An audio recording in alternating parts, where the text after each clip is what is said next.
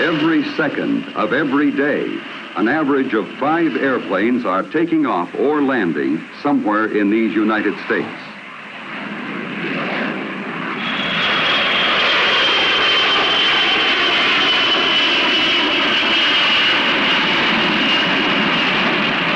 Every day, our airlines fly, on the average, a distance equal to 4 round trips to the moon.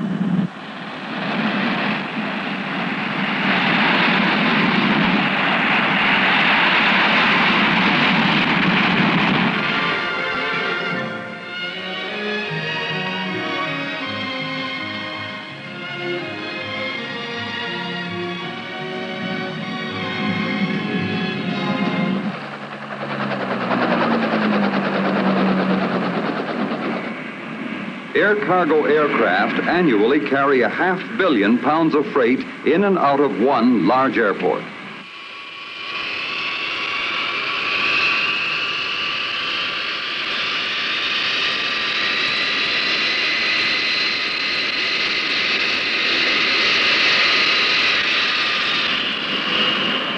So it all adds up to a lot of activity.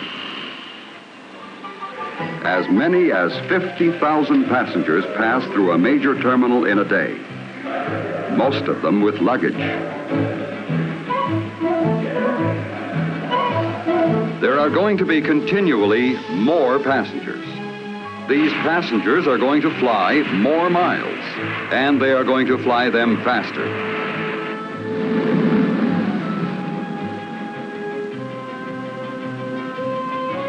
For the airlines to set up fast schedules and then meet them requires more than the raw speed of the jets. For you to have breakfast in New York and then be in Los Angeles in time for a second breakfast involves a lot more than the flying time from coast to coast. That is the reason for all the changes in facilities, equipment, and techniques you are always seeing at airports. And for the constant improvements being made behind the scenes that you don't see, but from which you benefit as a passenger.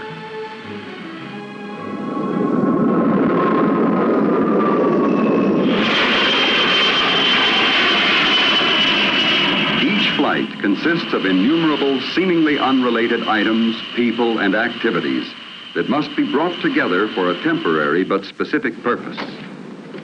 How is it possible to coordinate all that is required for a flight? For flight after flight, day after day, and still to include provision for last-minute changes? May I help you? I'm booked for 7:30. Is there any chance of getting out earlier? Be glad to check for you, Mr. Thompson. Hello. Do we have any space on Flight 210 to Los Angeles? Thank you. I can book you on a 3 o'clock departure for Los Angeles, sir. Oh, good. All right, sir. So check your bag.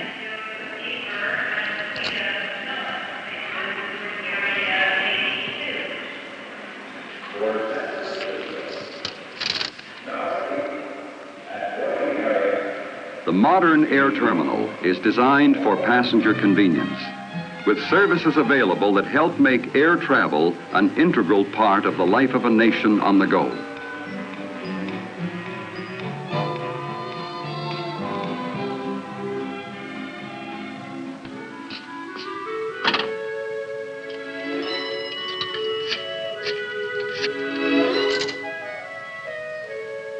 This is a credit card call.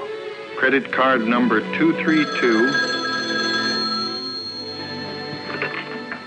Hello? Is that you, Daddy? Can we come to the airport? Here's Mommy. Hi.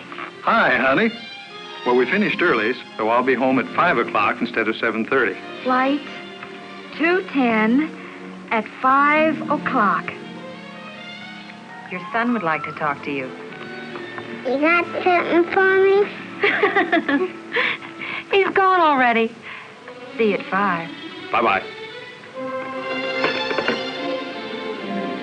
In this fast-moving world we're living in, the telephone is a part of the immediate, direct, and personal communications required in the jet age.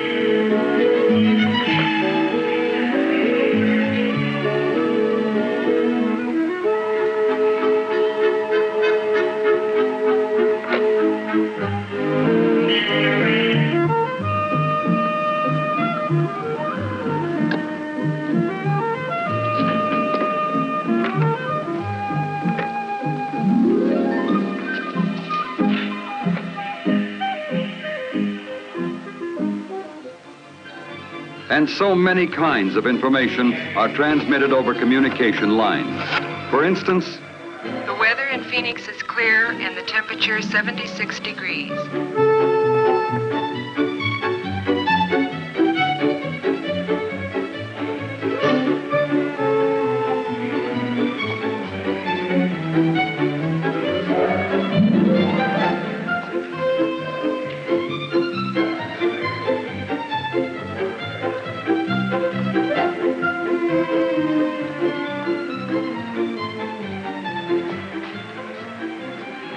Hello.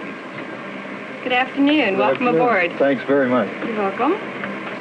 Good afternoon. Hello. Hi, Hello you're there. sitting in 2D? Yes, 2D. Take your coat, okay? And your briefcase goes Thanks. under the seat. Right. Okay? most of the communications at an airport are not by passengers, but for passengers by airline personnel. And most of these communications take place behind the scenes. It starts with when you ask about reservations. Your call may be to a centralized reservations office, which serves many cities, where it goes to the first available agent in the order in which it is received. For example, in making a reservation, you could dial a local airline reservations number in Washington, D.C., but telephone equipment would automatically switch your call to the airline's reservation center, such as this one in Charlotte, North Carolina. Here, the agent has immediate access to all required information and can make your reservation immediately. Or you may dial a local number in your city, talk to an agent in a local ticket office, and that agent will check with his airline's reservation center, which may be from a few miles to the length of the continent away.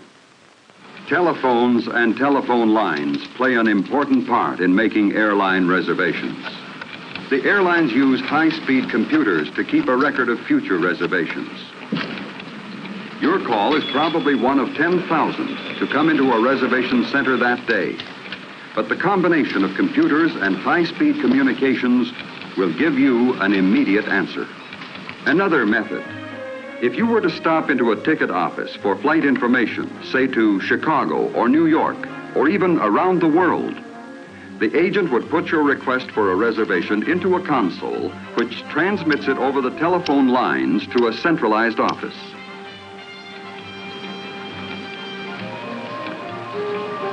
Within a second, the answer comes back. If you book the flight, the agent puts that data into the console for transmission to the reservation center for relay to the computer. Other reservation agents across the country now have this information available. Passengers board the plane only a few minutes before takeoff, but long before this, preparations for the flight are begun. Of course, some problems are bigger than others. Would you send up the seatbelt extension right away, please? Thank you.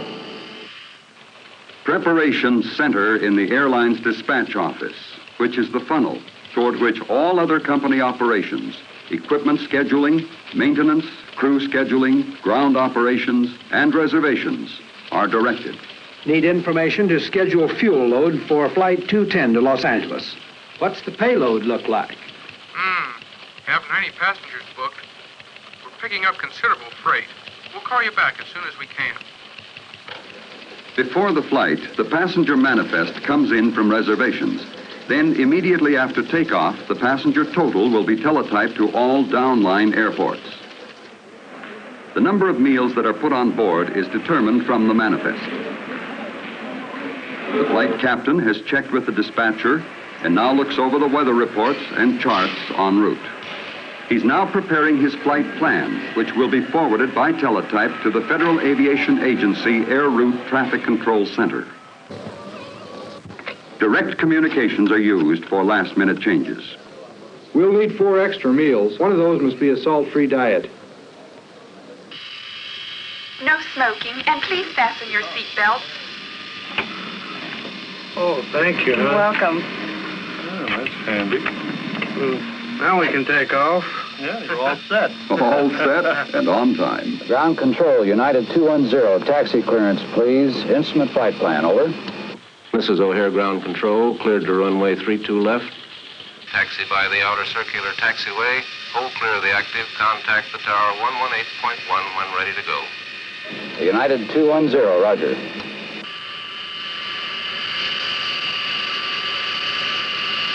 Flight 210, this is the tower. Have your air traffic control clearance. Are you ready to copy? United 210, go ahead. During the taxi run, the tower is checked by direct line to air traffic control for confirmation of the clearance filed by the pilot. This clearance specifies the exact route to be followed after takeoff. O'Hare Tower, United 210, ready for takeoff. Runway 32 left, go ahead. Roger, United 210, cleared for takeoff. United 210, roger.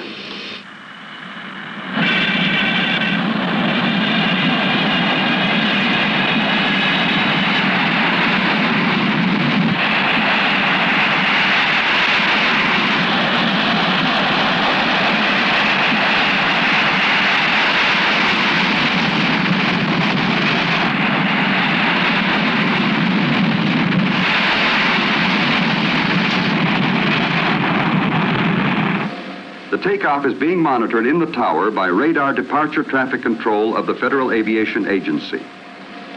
O'Hare Tower, United Flight 210, off the ground at 305. Roger, United 210, radar contact. Traffic at 3 o'clock, 2 miles eastbound. Traffic 10 o'clock southbound, 4 miles. Over. Radar departure traffic control now gives United Flight 210 current position, heading to take, altitude assignment, and reporting instructions.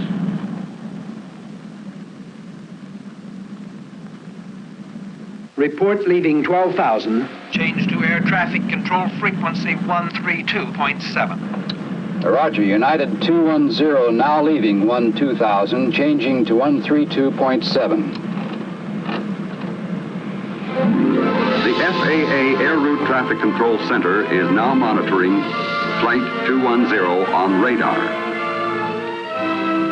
Air traffic control, United 210, leaving 13,000, heading 258 degrees. Roger, 210. Continue on course, climb to flight level 39,000. Report passing Cedar Rapids. The airlines could not operate as they do without the many means of communications, much of which is supplied by the telephone companies. A large airport requires its own communication center to handle the behind-the-scenes activity. This central office is large enough to serve a community of 35,000. Here, it handles a communications mix of teletypewriters, high-speed data lines, radio lines, television, direct lines, and, of course, thousands of regular telephones. This telephone switching equipment provides the instant communications needed by airlines and airports. Direct communications continue while the plane is in flight. Air route traffic control centers continually follow the aircraft on radar scopes throughout its entire flight, passing control from one sector to another. In this way, all traffic is kept under surveillance at all times. Flight 210, contact Denver Center on frequency 133.5 now. Roger, United 210, changing to Denver Center, 133.5. The FAA controller keeps aircraft separated by time, distance, and altitude. In addition to direct and continuous contact with the controller by radio, a pilot receives reports at regular intervals from the Weather Bureau and also can talk directly to pilots of other aircraft in the area. Each flight also maintains voice contact through AirInc, an airlines-owned communications organization, where an operator receives the message by radio and then puts it on a teletype connected with the airline dispatch office.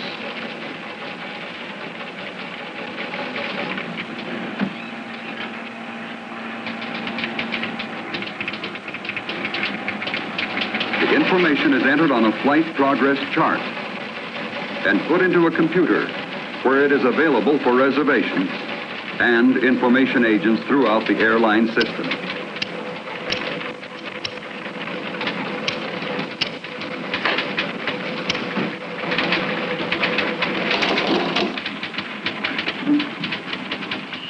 Dick, will you call Los Angeles Dispatch and advise them we will be arriving 20 minutes ahead of schedule? Roger.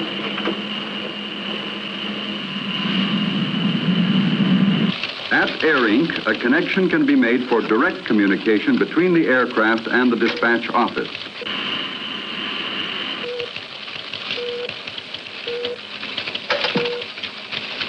Los Angeles United 210. Advise dispatch we will arrive 20 minutes ahead of schedule. Any change in flight plan would be discussed and then announced to the passengers. This is your captain speaking, ladies and gentlemen. We've been pretty fortunate with the air currents up here today, and we'll be landing Los Angeles 20 minutes ahead of schedule. Thank you. Almost as soon as the passengers find this out, the information is available half a continent away. Flight 210 is reported 20 minutes early. It is now scheduled to arrive at 4:35 p.m. Aviation has come a long way in a few years.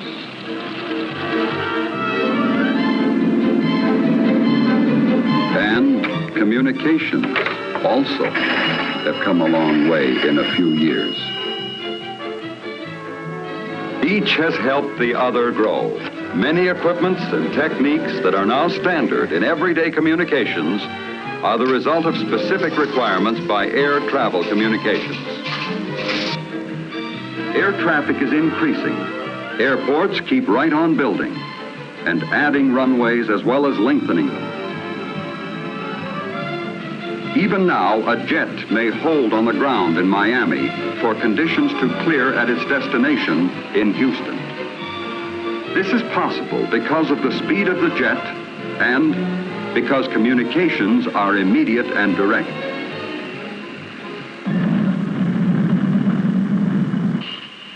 Gear down, fan check. Los Angeles approach United 210, outer marker inbound. Roger, 210, cleared to land. United 210, clear to land.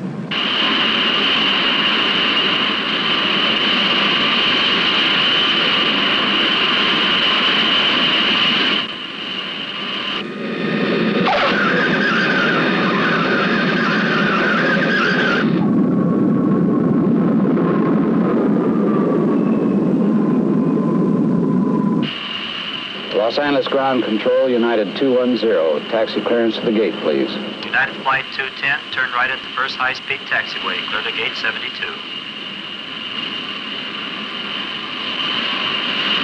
Flight 210 now arriving at gate 72. Is that Daddy? Yes. Come on, children. When you fly, there's a lot of talk by a lot of people about your trip. When you make a reservation, you are provided with immediate information as to the status of your flight.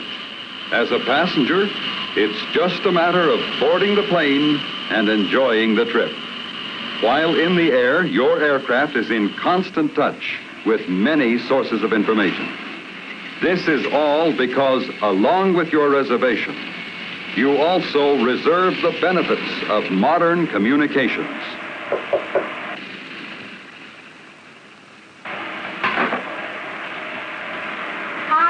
You're real early. We didn't have the usual headwinds today.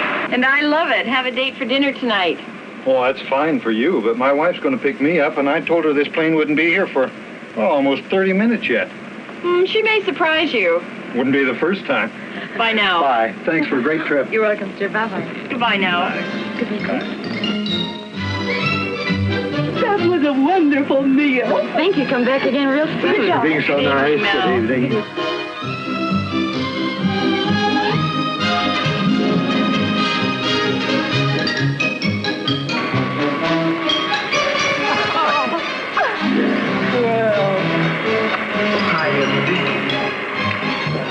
But this is great. How'd you know the plane was going to be early? I phoned.